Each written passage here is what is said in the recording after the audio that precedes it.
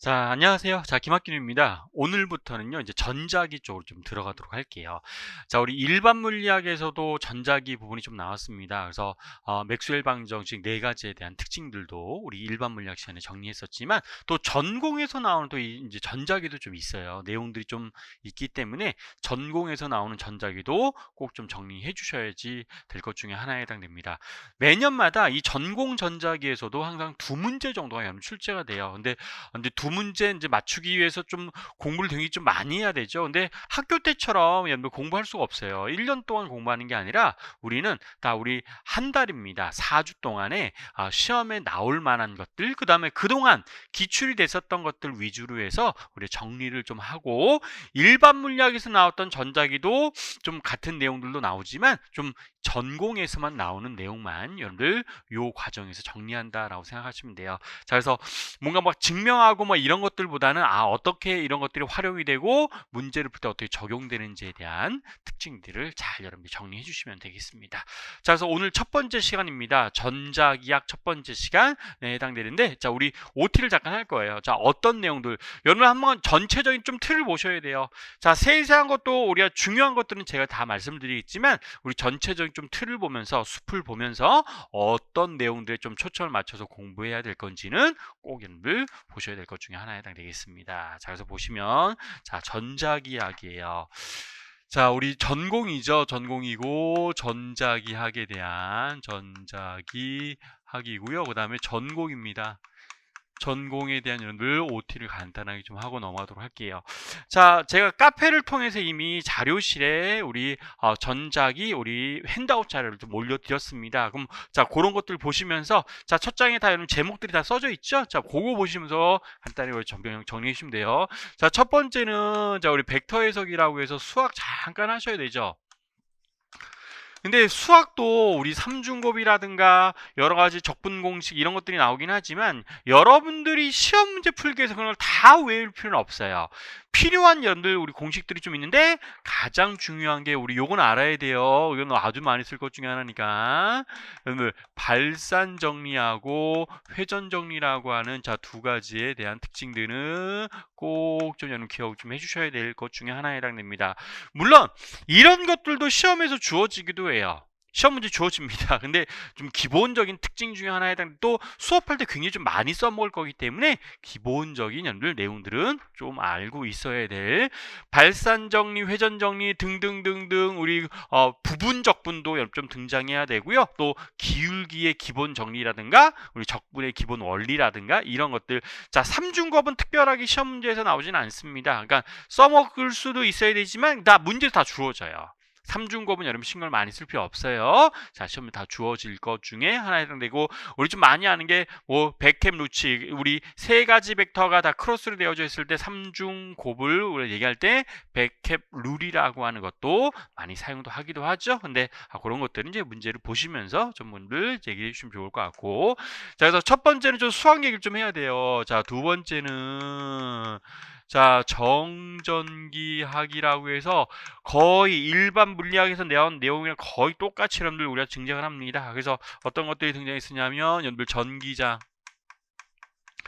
자, 전기장과 전위, 그 다음에 우리 가우스 법칙 같은 것들이 자, 여기에서 이제 쭉 등장해서 우리 나오는 내용들 중에 하나에 해당되죠. 자, 그래서 정전기야.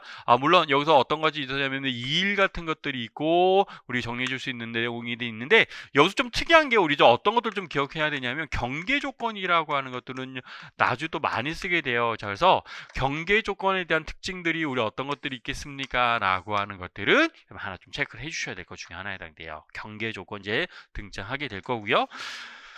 또 우리 정전기학 문제를 풀기 위해서 우리 일반 물리학 시간에는 전기장과 전이 그러니까 점전하나 면전하나 선전하 또는 도체구 부도체구에 의한 전기장과 전을 구했다면 우리 이 방법 말고요 좀 특수한 기법이라고 여러분 하죠. 이게 이제 가장 우리 일반 물리학에서 나온 전자기학과 전공에서 나오는 전자기학의 가장 첫 번째 차이점이 여기서부터 등장합니다. 그래서 자, 특수한 기법이라고 여러분 얘기해서 너무 유명한 그렇죠. 요건 좀 열심히 준비하셔야 될 것 중에 하나에 해당돼요. 자, 라플라스 방정식이라고 하는, 물론요, 푸아송 방정식도 있지만, 푸아송 방정식보다는 라플라스 방정식을 풀 기회가 훨씬 더 많을 거예요. 근데 라플라스 방정식은 라플라스 방정식만 푸는 게 아니라 반드시 뭐가 있어야 되냐면, 경계 조건이 반드시 여러분 들어가 있어야 되죠. 그래서 경계 조건과 더불어서 라플라스 방정식을 이용해서 또 우리 전위나 전기장을 찾는 것들 이제 할 거다 이런 뜻입니다. 또 우리도 아주 좀 기발한 좀 아이디어를 낸 방법 중에 하나가 여러분 영상법이라는 게 있었습니다. 자, 이미지 메소드라고 하는 영상법을 이용해서 전기장과 전위, 특히 이제 도체 있죠. 도체 위에 여러분들 점전화 같은 것들이 있었을 때, 또는 고리나 선전화 같은 것들이 있었을 때 우리는 어떻게 전기장과 전위를 계산해야 되겠습니까? 라는 것들이 우리가 정리해 주셔야 될 것 중에 하나에 해당되고, 자, 라플라스 방정식에 또 연결되어져 있는 또 여기 좀 어렵죠. 자, 우리 변수분리법이라고 하는 게 있었습니다. 변수분리법. 근데 이 변수분리법은 여러분들 우리 전자기에서만 쓰는 게 아니라 나중에 양자역학에서도 굉장히 좀 많이 쓰는 것 중에 하나에 해당되죠. 자, 그래서 이 변수분리법은 직각 좌표계뿐만이 아니라 우리 어디에서도 우리 구좌표계. 좀 짜증났어요. 여러분 라플라스 방정식이 우리 변수분리법에 적용됐을 때 우리 어떤 것들 구좌표계에서 라플라시안이 굉장히 좀 복잡했습니다. 그래서 자, 근데 그런 거 외울 필요 없어요. 여러분들은 문제에서 주어진 것들의 의미, 물리적인 의미 판단하는 거니까. 그래서 세 가지. 특수한 기법에서는 라플라스 방정식, 그 다음에 경계조건, 그 다음에 영상법과 변수분리법. 자, 이런 것들이 우리가 등장하게 되는구나 라고 보시면 됩니다. 특수한 기법에 따라서 우리가 비교해서 우리 정리해 줄 것 중에 하나에 해당되고, 그 다음에 여기서 이제 어떤 것들이 나오냐면 우리 쌍극자가 나오죠. 쌍극자, 근데 쌍극자는 또 일반 물리학 시간에도 있었습니다. 근데 쌍극자에다가 좀 더 추가해서 우리 어떤 가지도 다중극 전개라고 해서 우리 전기의 특징, 홀극항, 쌍극항, 삼중극항은 없어요. 사중극항, 팔중극항이라고 하는 거를 우리 다중극 전개를 통해서 수학적으로 확인해 볼 수 있을 거다 이런 뜻입니다. 그리고 참 많이 나오는 거예요. 특히 특수한 기법에서 이제 수학이 어쩔 수 없이 많이 나오는데, 르장드르 다항식이라고 하는 것들에 자, 우리 수학적인 의미는 알 필요 없어요. 우리 르장드르 다항식을 여러분들이 유도하거나 수학적으로 그런 것들을 안 써먹으니까 그런 것들은 볼 필요 없고, 이런 결과, 라플라스 방정식을 풀어낸 결과가 어떤 것들이 수학적인 결과랑 연결되냐면 르장드르 다항식, 로드리게스 공식, 이런 것들이랑 뭔가 연결이 되어져 있는 특징을 가지고 있구나 라는 게 중요하지, 여러분들이 르장드르 다항식이나 로드리게스 공식 이런 것들을 유도하지는 않을 거다 이런 뜻입니다. 우리는 물리를 푸는 거지 우리는 여러분들 수학 공부를 하는 건 아니잖아요. 자, 수학은 우리 물리에서 가져다 쓰는 도구에 불과합니다. 도구로서 그냥 사용하는 거지 물리적인 현상에 여러분들 잘 초점을 맞춰서 공부를 좀 해주는 특징들을 얘기해 줄 수 있어야 되고요. 또 여기서 우리 삼각함수 공식 같은 것들 있잖아요. 덧셈 공식, 곱셈 공식, 반각 공식, 백악 공식, 이런 것들에 대한 특징들도 이게 막 여러분들한테 막 외우라는 건 아니지만 그래도 기본적인 것들에 대한 특징을 조금 알고 있어야지 좀 문제 풀 때 여러분들 어려운 거 없이 좀 풀 수가 있습니다. 그래서 그런 것들은 자, 문제 풀 때마다 좀 말씀을 드릴 거니까, 그런 것들은 우리가 제가 설명해서 여러분들한테 증명하거나 그렇지는 않아요. 여러분들이 좀 개인적으로 좀 노력하셔야 될 부분 중에 하나에 해당될 거니까. 그래서 자, 특수한 기법에서 좀 어려운 것들이 좀 많이 나온다라고 여러분들 보시면 돼요. 그래서 자, 세 번째, 자, 여기 좀 어려운 것 중에 하나에 해당됩니다. 자, 이런 것들이 있고, 자, 네 번째가 이제 물질 속에서의 전기장이에요. 물질 속의 정전기장. 자, 물질 속의 정전기학이라고 해서 정전기장이라고 해도 정전기학이라고 상관이 없지만, 자, 우리가 보통은요, 우리 일반 물리학에서는 어떤 외부 또는 부도체 구라고 해봤자 균일하게 대전되어져 있는 부도체 구, 이런 것들에 대한 여러분들 특징들로 여러분 얘기해 줄 수가 있었습니다. 전기장과 전기인데, 물질 속에서의 전기장으로 가면 이건 꼭 해주셔야 돼요. 자, 편극 밀도였습니다. 자, 편극 밀도라고 하는 걸 이용해서 우리 어떤 것들 여러분 표현해 줄 수 있었냐면, 속박 면전화 밀도, 속박 여러분들 부피 전화 밀도, 자 이런 것들이 반드시 등장해야 됐습니다. 그래서 자 속박 전화 밀도에 대한 특징들을 반드시 정리하셔야 돼요.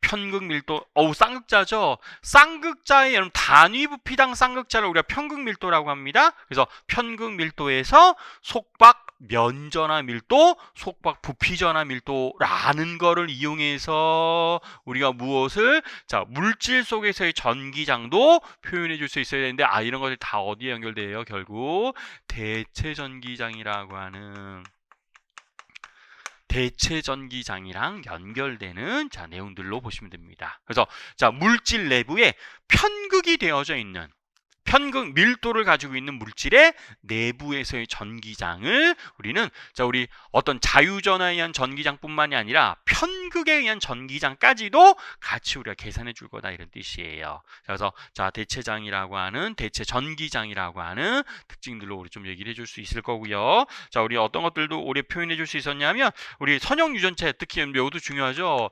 선형 유전체에 대한 선형 유전체에 해당되는 여러분들 내용들 가지고도 우리 물질 속에서의 전기장들을 계산해야 됩니다. 자, 다 연결되어져 있습니다. 그래서 자, 편극 밀도, 그러니까 선형 유전체, 자, 물질 그냥 물질이 아닙니다. 편극 밀도를 가지고 있는 물질 내부에서의 전기장과 전위 같은 것들을 우리는 뭘 이용해서 대체 전기장이라고 하는 걸 이용해서 우리가 구하는 우리가 내용들을 좀 보시면 되겠습니다. 라고 보시면 됩니다. 그래서 자, 이 세 번째하고요. 세 번째하고 뭐가 좀 여러분들 잘 보셔야 되냐면 네 번째 물질 속에서의 전기장 이런 것들이 잘 보셔야 될 것 중에 하나에 해당돼요. 그러니까 일반 물리학에서는 보지 못했던 것들이 이제 많이 등장합니다. 1장은 약간 좀 수학 얘기할 거고요. 자, 2장은 여러분들 우리 일반 물리학 시간에 많이 등장했었던 내용들에 해당이 됩니다. 근데 3장과 4장이 좀 중요한 포인트, 좀 중요하게 보셔야 될 우리 단원에 해당됩니다라고 보시면 돼요. 자, 다섯 번째로 가죠. 다섯 번째로 가면 자기장으로 넘어가죠. 자, 정자기학이라고 하는 자, 요 내용들로 넘어갑니다. 근데 이 정자기학은 이것도 일반 물리학에서 나온 내용들이랑 거의 같습니다. 그래서 자, 로렌츠 힘이라고 해서 자기력에 관련된 내용이 나오고 그다음에 중요한 거 자, 앙페르의 법칙 맥스웰 법칙이라고 하는 것들 있죠. 맥스웰 자 법칙이라고 하는 자 이런 내용들. 또 우리 앙페르 법칙뿐만이 아니라 우리 어떤 것들도 있었냐면 우리 자기장을 여러분들 나타내 주는 내용들이 해당이 됐었습니다. 자 그래서 자 우리 앙페르 맥스웰 법칙 또 우리 또 일반 물리학 시간에 나왔었던 우리 어떤 것도 있었냐면 비오 사바르의 법칙도 있었습니다. 사바르의 법칙이 있었는데 이제 여기서 조금 특이한 물리량 이건 일반 물리학에 나왔던 내용들은 아니죠. 우리 어떤 물리량이 있었냐면 벡터 전위라고 하는 자 특징. 요게 정자기학에서는 좀 여러분 보셔야 될 것 중에 하나에 해당했었습니다. 일반 물리학에서는 나오지 않고요. 전공에서만 나오는 벡터 전위에 대한 특징들도 있었고 여기도 마찬가지 경계 조건이라고 하는 거. 자, 경계 조건이라고 하는 우리 여기에서 정전기학에서 나왔던 전개 조건과 자, 그대로 뭔가 여러분들 우리 대칭적인 우리 특히 이제 자기장은요. 어디랑 많이 우리가 대칭으로 많이 얘기하냐면 전기장과 많이 대칭으로 얘기를 하죠. 그래서 자, 이것도 일반 물리학 시간에 또 많이 우리가 등장했었던 내용들이 정자기학에서 나온다라고 여러분 보시면 됩니다. 근데 이 중에서 이제 특징이 이제 요거예요. 자, 이것도 비슷하지만 요게 좀 다르죠. 우리 어떤 것들이 다르냐면 이제 물질 속입니다. 물질 속의 정자기학이에요. 물질 속의 정자기학이라고 얘기해 줄 수 있어서 얘가 우리 어떤 것들과 물질 속의 정전기학이랑 그대로 우리가 연결됩니다 라고 보시면 됩니다. 그래서 우리 전기장에서는 쌍극자가 되게 중요했었던 우리가 의미가 있었습니다. 쌍극자 모멘트라고 하는 걸 이용해서 편극 밀도 계산하고 나타내 주는 내용들이 있었는데 우리 물질 속에서의 정자기학에서는요 물질 내부에 우리가 뭐가 자화 밀도라고 해서요. 자화 밀도라고 해서 자화 밀도의 우리가 물리적인 특성값을 정해주는 얘도 마찬가지 우리 속박 전류 밀도라고 하는 게 있습니다. 속박 우리 면전류 밀도, 속박 부피전류 밀도 이런 것들이 있었습니다. 자, 그래서 이런 것들을 이용해서 우리 자기장을 나타내 주는 방법. 이것도 굉장히 좀 중요합니다. 우리 올해도 우리 어떤 것들 속박 전류 밀도에 관련된 문제들은 또 그대로 우리가 출제가 됐었던 내용들이기 때문에 자, 자와 밀도, 편극 밀도랑 그대로 대응되는 물리량에 해당됐었어요. 또 이거 이용해서 자, 물질, 편극 밀도를 이용해서 물질 속에서의 전기장을 구해줄 수 있었다면 자와 밀도를 이용해서 우리는 또 물질 속에서의 자기장을 구해줄 수가 있었다 이런 뜻입니다. 얘를 우리가 보조장이라고 얘기하죠. 자, 보조장. 대체 전기장 보통 D라고 표현하지만 보조장은 우리가 주로 H라고 하는 뭐 이런 기호로도 많이 표현해서 우리가 정리를 좀 하도록 하겠습니다. 그래서 자, 자와 밀도와 자유전류. 그러니까 자와 밀도가 있고 자, 우리 속박전류 또 여러분들 우리 자유전류. 자, 속박 편극 밀도 또 여러분들 우리 자유전하에 의한 전기장을 계산하듯이 물질 속에서의 자기장은 좀 특별한 물리량 자와 밀도라고 하는. 근데 이것도 어떤 거랑 그대로 연결되어져 있냐면 자, 쌍극자 모멘트예요. 자, 우리 여기서는 우리 전기 쌍극자 모멘트에 해당되지만 우리 자기장에서도 우리 어떤 것들이 등장해요? 자기 쌍극자 모멘트로 우리가 등장을 하지요. 자, 그래서 우리 이것도 일반 물리학에 나왔었던 여러분들 표현들로 얘기해 줄 수 있었습니다. 그래서 얘는 QD, 얘는 우리가 뭐 여러분들 IA 뭐 이런 것들로 여러분들 표현해 줄 수 있는 식들이 있었는데 그런 것들이 어떻게 사용이 되는지를 잘 정리한다라고 여러분 보시면 되겠습니다. 자, 그래서 우리 어디에 좀 초점 맞추셔야 되냐면 자, 우리 3장 4장, 6장 이런 것들이 여러분들 우리가 일반 물리학에서는 보지 못했었던 내용들이 쪽에 등장하고 우리 특징들이 나타납니다라고 보시면 되겠습니다. 그래서 이런 것들을 이용해서 우리 보조장, 그리고 또 보조장에 우리 자기 편극, 또 투자율. 보조장은 여러분들 선형 유전체라고 하지만 여기서는 우리가 투자율이라고 해서 우리 어떤 여러분들 우리 유전체가 아니라 투자율이라고 하는 물리량이 이제 등장을 하기도 하죠. 그래서 투자율에 대한 특징들도 비교하고 여러분들 정리 좀 하도록 하겠습니다. 그래서 자, 6장까지가 특별한 여러분들 내용들이 많이 나오고요. 자, 7장에 전기역학이 등장합니다. 자, 7장. 근데 7장하고 8장, 7장의 전기역학은 우리 유도 기전력이라든가 맥스웰 방정식 정리하는 거고, 그 다음에 교류 회로 같은 것들. 유도 기전력 있지요. 그래서 앙페르 맥스웰 법칙, 이제 패러데이 법칙을 적용하는 것들이 7장에서 나오게 되고, 자, 8장의 보존 법칙. 이거 뭐 에너지 보존 우리 나오는 내용들이 해당되는데 뭐 어렵진 않아요. 근데 9장에 전자기파가 조금 여러분들 볼 내용들이 많이 여러분 존재합니다. 9장에 전자기파가 조금 어려워요. 내용들도 조금 많습니다. 수학도 조금 좀 많이 하셔야 되는데 자, 전자기파를 기술하는 방법 중에서 우리 파동함수, 파동방정식은 여러분들 또 일반 물리학 시간에 또 여러분들 등장했었던 내용들 중에 하나이지만 파동하고 광학이랑 또 연결이 잘 됩니다. 특히 광학에서 나오는 여러분들 뭐 굴절이라든가 여러분들 분산 또 여러분들 편광 이런 것들이랑 아주 연관이 되어져 있어요. 그래서 여기에 자, 굴절이라든가 편광이라든가 이런 것들이랑 좀 연관이 되어져 있고 특히 편광의 종류 같은 것들도 시험 문제 또 출제가 된 적이 있으니까 편광 정리해야 될 거고 또 우리 어떤 것들 일반 물리학 시간에 이것도 다 우리가 등장했었어요. 복사압이라든가 또는 포인팅 벡터라든가 포인팅 벡터라고 하는 것에 대한 특징들을 자, 일반 물리학 시간에서는 여러분 그냥 복사합은 우리 증명했지만 포인팅 벡터는 증명하진 않았죠. 그냥 이렇게 정의합니다 라고 그냥 넘어가지. 자, 우리 증명 안 했지만 우리 전공 과정에서는 우리 포인팅 벡터가 또 어떻게 등장했는지 보존 법칙을 이용해서도 간단하게 좀 우리가 유도를 해줄 수도 있습니다. 또 포인팅 벡터를 이용해서 표현해주는 여러분들 우리 운동량 같은 것들 운동량의 표현이라든가 이런 것들이 좀 여러분 보셔야 될 것 중에 하나에 해당되고 여기서 잘 보셔야 될 거는 편광이에요. 편광이 잘 보셔야 되고 굴절도 당연히 좀 수식을 이용해서 그러니까 일반 물리학 시간에 배우는 굴절하고는 좀 느낌이 많이 달라요.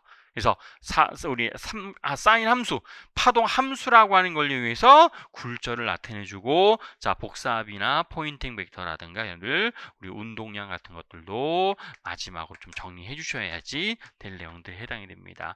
근데 이 전자기파도 어떤 거랑 또 연결이 되어져 있냐면 뒤쪽에 여러분들 물질 속의 전자기파랑도 좀 연결이 되어져 있습니다. 근데 그런 것들은 뭐 시험 문제 나온 적은 없어요. 자, 그래서 우리 전자기파의 특징에 해당되는 자, 프레넬 방정식이라고 하는 또 유명한 방정식들이 이 전자기에서 나오는 내용들이 해당이 됩니다. 라고 정리 좀 해주시면 됩니다.